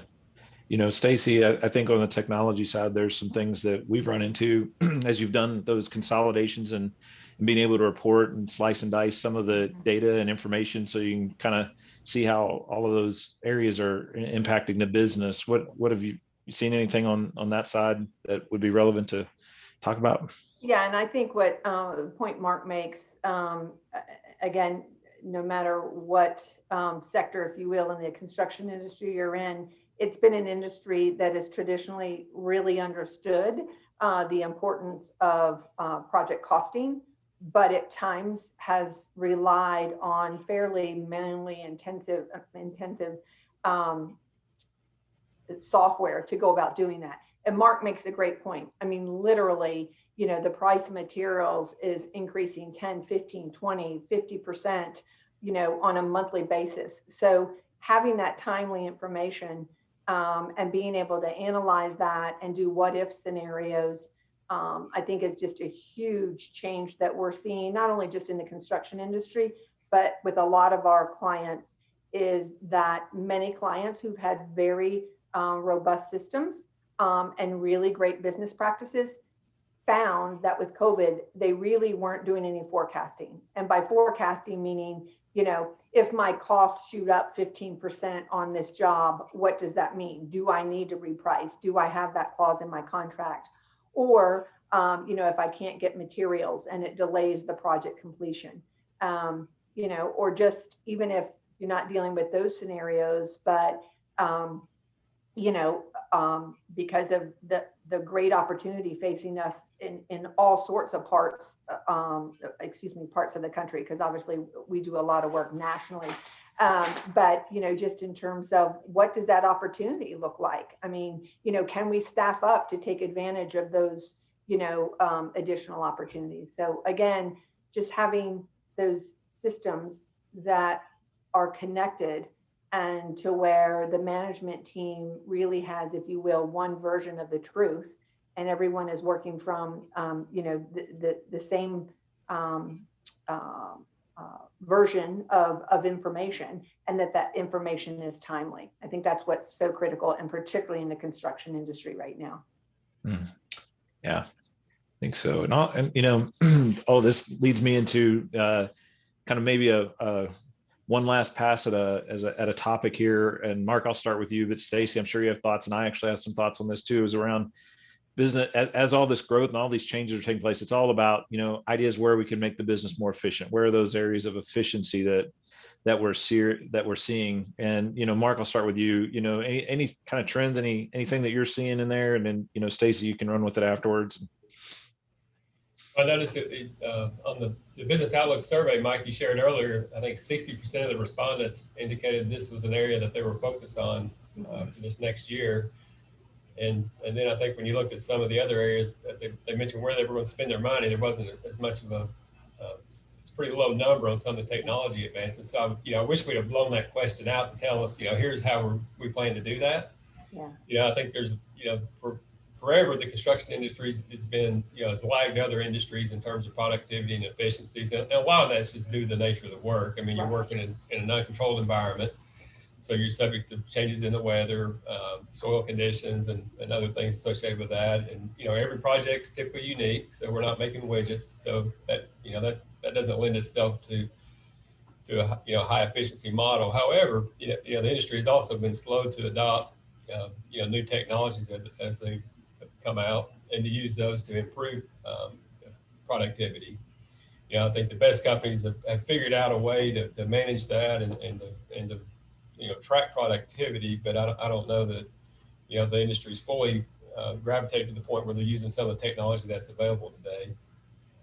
But when I think about technology, I think I think one of the first problems with is measuring productivity. If you want to improve something, you have to first be able to measure it, so you can tell if your plans to improve that are working or not. And so I think that's something where you get back to a good project management software system that provides you the information, it provides you that information on a timely manner, that it's accurate, and everyone can believe that information. One of the things I see a lot of clients that are very successful that they use is some sort of a compensation model that rewards clients for productivity. And they have an incentive plan on a project. If we keep our labor costs below X dollars and finish the job, then we share some of that profit. But to be able to do that and do it effectively, I think everyone has to have confidence that the information that they're basing that on is good information. And but I think from a management standpoint, you want to be able to manage that process as well. And to do that, you have to be able to measure it. And then all in the vein of continuous improvement, you need to do that in real time and have good, accurate information and see what works quickly and abandon it if it's not working and go another direction to improve that. Yeah, I'll add on to that, Mike, because I think something that we see across the board is you can have the best technology in the world, but I think where we spend a lot of time trying to set realistic expectations with our clients, particularly in the construction industry, is around having the discipline to impose best practices, right? So to Mark's point, right? I mean, you can only have faith in that information if the information you're putting in is accurate, right? So if you're requiring project managers, what level of detail are they required to input into the system from a project costing perspective, right? And when does that need to be inputted from the folks in the field? Again, is it a monthly thing? In which case, a lot can shift in that month time frame. So I think at times as business leaders, it's really easy to cost justify the price of a big piece of equipment, or, our company has grown, we've expanded, outgrown our office space, we need a new corporate office. But I think particularly in the small and mid-sized business space, where I think there's real opportunity to either increase those skinny profit margins or at least recognize where there might be leakage of profit, is to really employ some pretty strong business processes back, with the back office.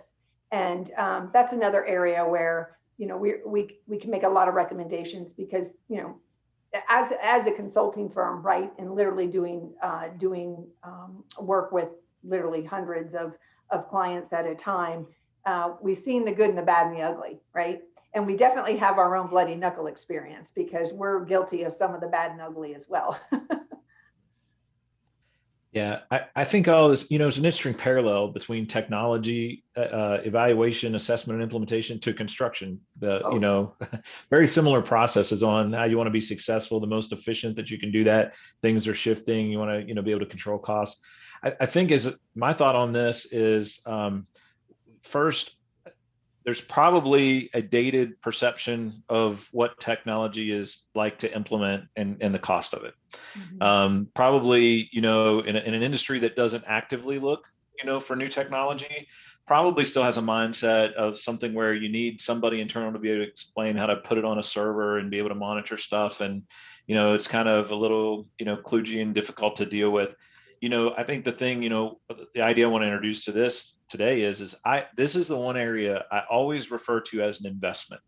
It's not just a cost. So in other words, you should expect a return. And so where technology has come, especially with being able to deploy things into the cloud and pricing models that are much more aligned and scale with the size of the businesses, that some of those barriers probably don't exist. And it's probably a good time to take a second look at that.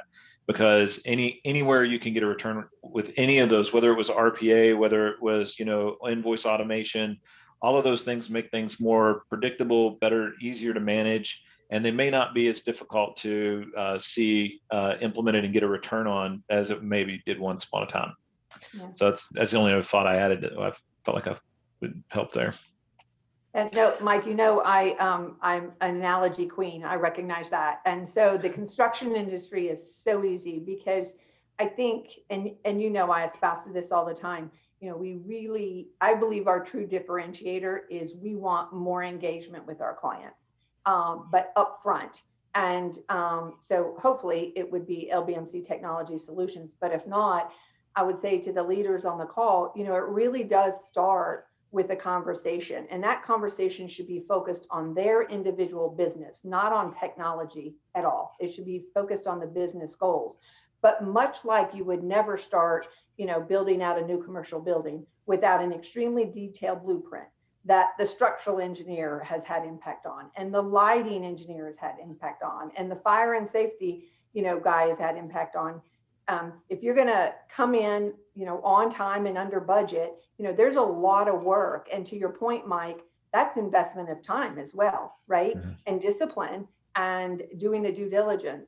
And then return on investment means we have to know what the investment was, and then what is the expected outcome. So I know we share that a lot when we're trying to, talk with clients is, how much time are you wasting here? What's being duplicated here? Because all that is that ROI on this investment. And to your point, these solutions, and I think Dave mentioned it earlier as well. What's so exciting is that some of these solutions that have machine learning and AI, none of which we as business leaders need to understand necessarily technically. We do need to understand, though, how it impacts our business and how we can leverage and get return on that. But the exciting thing is that some of those technologies, the price points are just coming down to where small and mid-sized businesses can truly take advantage of them and see just amazing results in return, which is so very gratifying for us. Yeah, well, you even have side benefits too, and I mentioned it in my initial presentation real quickly, was even recruiting talent and bringing folks in. Stacy, you have a perspective on the impact of that, of even bringing in quality people to your organization? Yeah, and it's not even bringing them in, but it's retaining them. And again, I think this goes across the board. I was actually at a CEO meeting yesterday, and this was a topic. It started with, what is your return to work policy? And first of all, I said, let's not call it return to work. People have been working. They've just been working remotely. And in some cases, they've been working remotely, teaching remotely, daycare and all that sort of thing. But I think I think we're fundamentally seeing a shift in the what defines a work week, what defines what I want from a company, what defines a productive employee. And no doubt it's changing very quickly, and the onus is on us as businesses to be able to measure productivity. Going back to what Mark said, that's easy if you're a billable consultant or an attorney, or if you're running the big piece of equipment and doing the excavation job. It's a little bit harder to measure for if you're the back office team, or you're a business development person, or you're the QA manager. But I think fundamentally we're seeing a big shift, Mike, and definitely the construction industry in certain areas is really struggling. I mean, there's a huge void in certain areas for younger people, coming into this business. So I think not only attracting, but retaining. So, the 35-year-old project manager is really not going to choose to rekey data into an Excel spreadsheet or whatever when they've been at a firm before where everything is integrated and they see their project portfolio and profitability on a dashboard. So I think as consumers, we've gotten very used to expecting the software we use on our smartphone or our tablets, or the TV being connected to your phone and throwing up your pictures of your vacation. We've come to expect all that and demand that simplicity and integration. But for whatever reason, in our businesses, we're fine with rekeying data or having it in 2 or 3 places. And I think that's where we're really seeing a large shift. And as you well know, we're trying to evangelize that these are the conversations you need to invest in and have, and get some good guidance on that. Yep. Very good. In our last few minutes, and Sarah, just a heads up, I think I had one more topic I'd toss out. I'd be interested in your perspective specifically, Stacy, on this. But Sarah, if we've got some questions, I'll kind of turn to that for our last little bit together on the panel. It really stood out to me, that dynamic. I kind of alluded to it when I did my presentation around, where some folks are investing in new technology. Some are wanting to enhance their current systems. Some are looking to outsource. Can you kind of give Casta some of your thoughts on that dynamic and what people should be, the mindset they should have as they think about that? Yeah, well, I think again, I think it all goes back to a conversation and engage someone that you feel comfortable with, and demand that conversation is focused around your organization. And I'm going to sound a little bullish when I share this opinion, but we can't, I think it was you, Mike, that said everyone wants to see a demo, right? Or wants a price quote right away. It takes time. And this, in my personal opinion, I mean, I know it's our business practice, this should not cost anyone money to sit down and to have either a phone call or preferred personal meeting or a virtual meeting or whatever, and have a conversation around the business goals and objectives or challenges. And it really starts with a sound plan and understanding what those goals are. But, for some companies right now, if you're a startup company, I would make the argument is investing in equipment on premise where you need to have someone nurture that server and upgrade that server, that type of thing. That might be a very viable option, and you might have some tools, i.e. technology that requires that. It might be an opportunity for you to simplify things from the get-go. For companies who might have fully depreciated equipment, they might have an IT person that's retiring. So some of that, expertise is going out the door. It might be an opportunity to say, you know what, we can decommission this one server and move those solutions to the cloud, but we have these other servers that we need, for whatever reason. So the hybrid approach might make sense. But again, I think it just really starts with a conversation, and I can't say it enough in terms of no more would you go to, a construction client of Mark's wouldn't be looking at moving into, a new state without getting financial guidance on all the implications, probably talking with our HR director, what does that look like? Again, I think taking advantage and, reaching out to people who have that experience and definitely experience in the construction industry, I think is just a great place to start. I say it all the time. Sometimes clients don't know what they don't know. And that's because it's not the business they focus in. This is what we focus in every day, and other technology companies do. And asking those questions and getting recommendations should not cost, in my opinion, any money in terms of, those initial conversations and things like that. So I think just taking advantage of, those folks who have expertise and having that conversation. Yeah, I think that's really great. And just to be transparent and, but I love working at LBMC. And one of the reasons I love working at LBMC. I'm glad you love working here.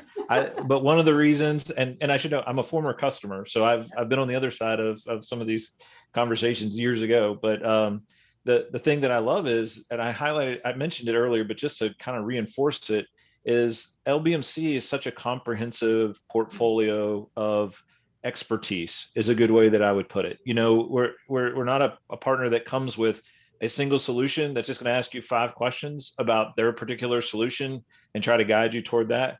We really are interested in a holistic conversation around where your challenges are as a business. And through this one avenue, conversation can connect you to people with expertise across all aspects of your business. And that I love that. That was, I love people that start listening rather than, just start spieling things about, feature 1, 2, 3, and 4 of their products. And so I think that's a good dynamic, and that's why I love to get the opportunity to do. So with that being said, Sarah, I'll open it up and see if we've got any other questions that have come in. Yes, Mike, thanks so much. That was some great conversation. And we do have a question. Someone is asking, do you just offer products, or do you offer any outsourcing options? Well, that would be the perfect tie-in to what I was just talking about.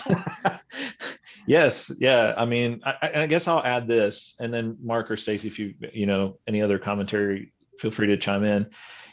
I would say what you're going to find in experience with LBMC is sometimes it's a very honest, transparent discussion, and sometimes that is a discussion that says we may or may not be able to help you. And I think we view everything as a long-term relationship, not a moment in time sale.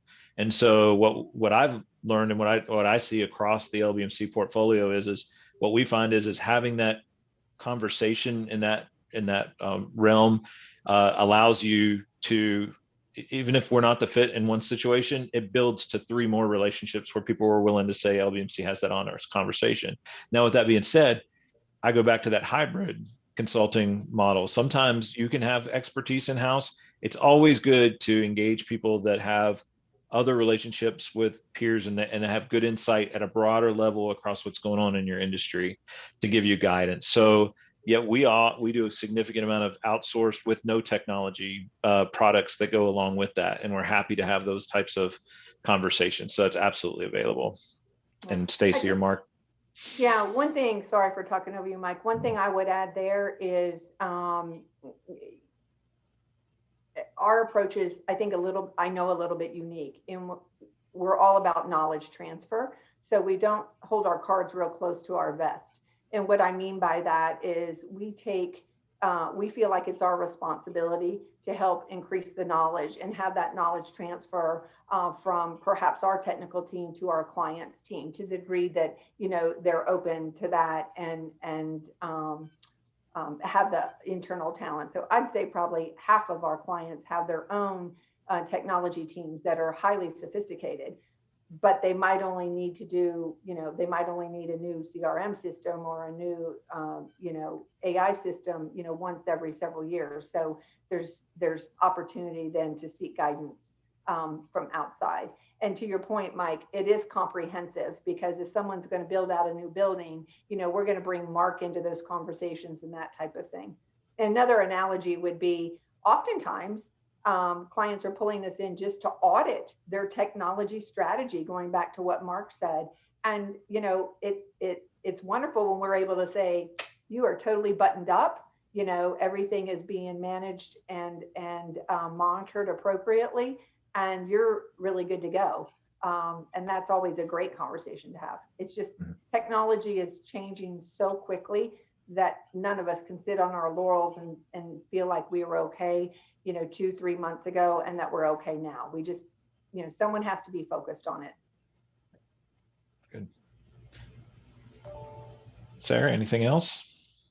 Yes, there is another question. I know you lightly touched on this earlier, but they're asking about, we've covered a lot of information today. So what would you put as more of a top priority? I would put, so Stacy's smiling, so I'm gonna, I think her answer will be our top priority would be a conversation. Let's start with that. And because I don't think, you know, we don't have anything that's a leading piece of this. I would say certainly, you know, in terms of making sure the fundamentals are in place, I think we would look at that from a foundational, from a security perspective, you know, I think is critical to make sure you're good and protected where you need to be, and then allow that to evolve into, you know, what your business goals are. And is that more along the lines of you have some opportunity to create some better efficiency on the cost side, or there's some opportunity for growth, and looking at all the things in CRM from even a marketing perspective and a knowledge perspective to manage your customer relationships and get content out to your customers. All of those are options, but I don't think we come with any pre-packaged, conceived, here's a 1, 2, 3. I think the number one thing would just be to sit down and let us have a conversation around where your business is, and then find the right fits at that point. I'd absolutely agree with that. And the other thing I would throw in there is, if you don't have a employee training program around security, I would also make that a priority, because Dave talked a lot about the technical aspects and the bad actors and that sort of thing. Statistically, it's normally our own team members that are creating the vulnerabilities or clicking on that phishing email and that sort of thing. And, you know, just good best practices around that. And that takes some training. I think is also real critical. Just, you know, it's not that these folks necessarily want our data. They want data, and an odd dynamic for us, but in some foreign countries, these hackers are going to work in some very expensive suits in some very impressive buildings, and it is considered a very well thought of profession. And so it's just a matter of protecting us. And I understand why Colonial had to pay the ransomware. I hate that they shared that they had to pay the ransomware, because then it just, validates that this is a very lucrative business. And we've definitely seen new clients that have come to us after, having had an attack and having to pay some ransoms. So, Mark, and I don't know if you'd like to add anything else in that too. Yeah, I was just going to add, I think some people, when they read about the Targets of the world or the Colonials, they think it's a big company problem. Right. And everyone, if you haven't heard of anybody in the industry that, I'm talking, companies, doing less than $10 million a year up to the 200 million, I can rattle off 3 or 4 that have been subject to ransomware. There was one large public company in the construction space about 2 years ago that wasn't able to file their 10K on time, or maybe it's 10Q, because they had a cybersecurity event. So it happens to companies of all sizes and shapes. And I think Dave put the quote up about the bad actors are out checking every doorknob as they in the neighborhood. So I think that's, to me, is something that was really surprising when we saw the LBMC Outlook survey of what the spend they were planning to do. Increased spend in cybersecurity was below 5%. And, right. When I saw that, it was really alarming, just given the, you talk to people that are in that industry that work in cybersecurity every day. I mean, they can tell you the attacks are they're coming in every day at an ever increasing rate. And that's just, to me, that's just the cost of being in business today. Is you got to have that line of defense up, and these bad actors, to use Dave's term, they have figured out that, most construction companies, they have a lot of cash that flows through their books. And, that's what, they're not going to steal inventory from the warehouse. They're looking for the quick hit on a large amount of cash. And so I think that secret's out, that contractors typically have a lot of cash. So, to me, that's just, I don't know that you can do enough in that area, but you certainly need to be doing the bare minimum, I guess. Yeah, and the bare minimum, to use that, it can also be a very low cost solution. We did have a client, and they were handling their own, security aspects and monitoring their network, and they didn't have multi-factor authentication turned on. Again, not to get real technical, but that's just, having to log into your domain with your password, and the company basically being able to tighten things down. And ironically enough, it was the owner of the company that got an email that looked like it was from his system admin and said, "Can you give me your password? I got to do some work on your laptop." He gave the password, and it was a phishing attack, and it was they were looking for $168,000 to give them, to give them access to their servers. And it's real. It's real. Yep. Well, I know we are up at the time, so I'm going to try to share my screen. Thank you, Stacy, and thank you, Mark, for your time on this conversation today. I've absolutely enjoyed it. I want to remind those that maybe that are still on the call that this was recorded. You will get links to those recordings, and we would love to get your feedback on the survey. Again, all of this should be on your portal where you're attending right now, your attendee portal. Please take a moment to set up some time to talk to one of our exhibitors and also fill out a survey. But with that being said, I need to remind you this. So if you're going to fill out a time to connect with the vendor, there's a calendar on the right-hand side of the screen. Just want to highlight that to be able to set that up and connect you with our exhibitors. Again, we want to thank our sponsors and our exhibitors. Thank you for attending today. We know your time is valuable, and hopefully you were able to get some good information out of it. And with that, I will just bid you a great day and hope everyone